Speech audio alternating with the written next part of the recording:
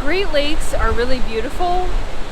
I mean, as beautiful as what looks like the beginning of that movie, A Perfect Storm, is. But I'm freezing my ass off. Like, it is springtime, and this area of the U.S. has just skipped over that. There was a period of time where Americans were all saying they were going to move to Canada because they hated the U.S. so much. I would encourage you to check the weather.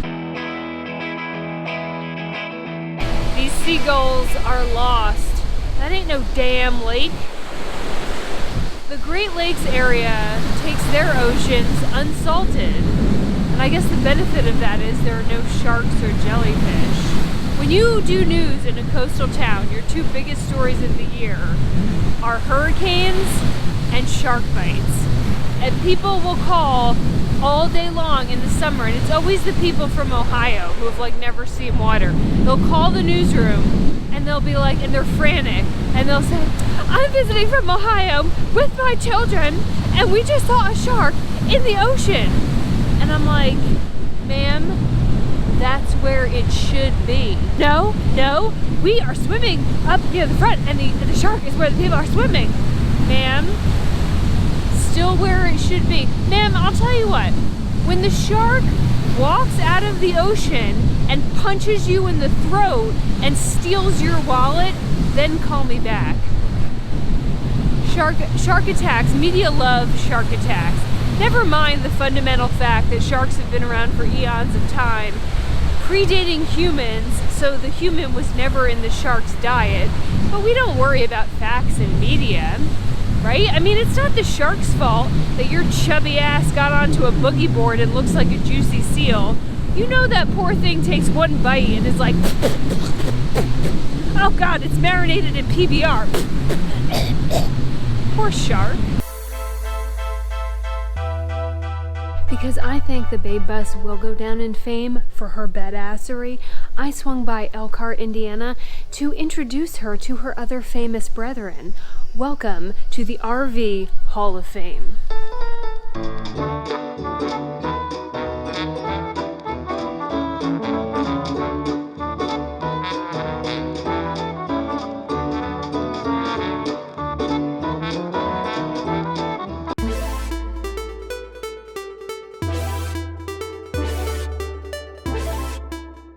Pretty damn spacious.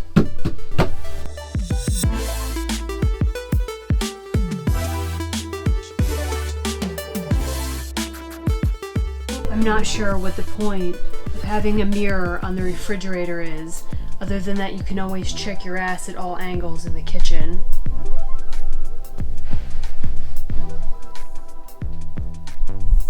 Nope, not getting it.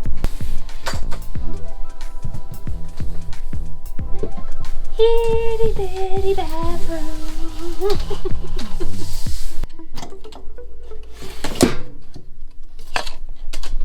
Well, that's very millennial of them.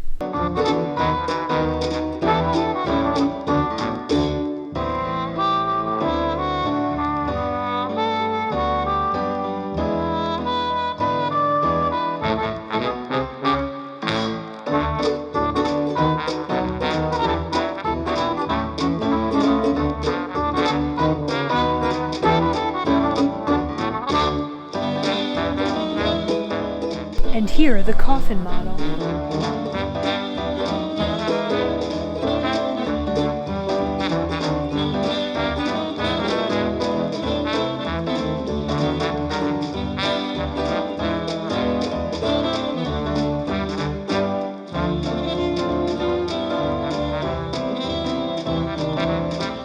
This is everything magnificent about the 60s in one vehicle. Faux wood paneling, obligatory curly iron whatever the hell, brass lights, and linoleum. This is the epitome of Shaggin' Wagon.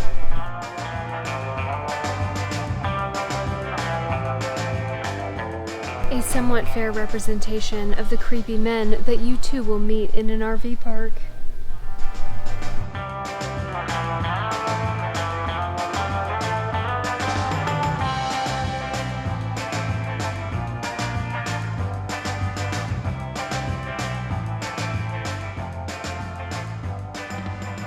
Truth is, I'll likely sell the Babe bus and do another conversion because now I know exactly what I need, what I don't need, and how I want it all to work. So I'm here largely to find a little inspiration. And that's how I ran into Avanti, who was very busy setting up a display about lithium-ion powered RVs. If I was more considerate, I would have left her to do her work. But I'm curious, damn it. She graciously agreed to a temporary kidnapping to give me a diagnostic on the Babe bus's power situation. Dry cell battery. If you remember, I chose two 100-amp lead-acid batteries, 400-watt inverter. a 400-watt inverter all connected to the van's alternator. And it's been great. I've never run out of power for lights, electronics, the fridge, and the sink. But my dream is total battery power to include kitchen gadgets and the blessed air conditioner. That's a tall order, but Avanti says it's possible. And it's possible with lithium-ion technology. The bank charges these two batteries. So we grabbed one of her Britter 100-amp batteries and hauled it back inside. Note the first obvious difference: weight. It was only 41 pounds. She lifts it up like it's nothing. You can do curls with that thing. Yeah, you can. And that was my left hand. So I didn't Oh, use that was my left hand, she says. You hear this nonsense? It was this hand. Go ahead, do it with your strong hand. Give a curl. This is my right hand. Look at this. It's like watching a CrossFit workout. Yeah. Meanwhile, I needed a spotter to lift my lead-acid batteries during installation. Oh, shit.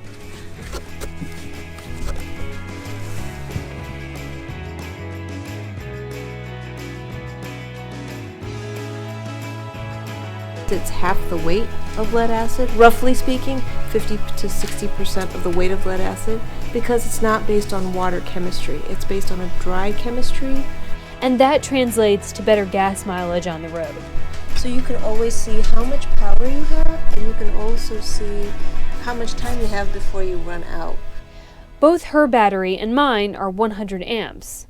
On an efficiency level, a lead-acid battery will give you about 80% usable power of that 100 amps, while the lithium-ion clocks in at an impressive 95% or more.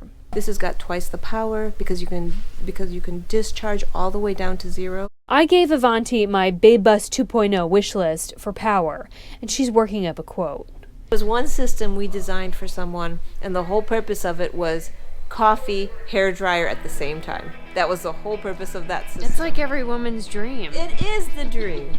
One hair dryer. At their facility in Indiana, their techs will not just sell you the battery, but are also able to completely wire your van conversion to work with it. By cost per power cycle, you're not going to do any better than lithium ion. Cost per power cycle, lead acid is actually very, very expensive. Just one of these batteries costs $1,300, but should last 10 to 15 years and can be built into any number of customizable shapes to fit in the space allotted inside your RV. We did an installation where we had the batteries laying down like this. Chargeable with the alternator, shore power, or yes, even solar. There's a lot to like about lithium-ion technology, but whether or not it's possible on a Babe Bus budget remains to be seen. In any case, seeing this kind of technology enter the RV market is a sign that the next generation of travelers have arrived. While RVers of decades past may have been totally content to go from reserved space to reserved space at a park, today's wanderers tend to be more nomadic. In the United States, we are just on the very beginning.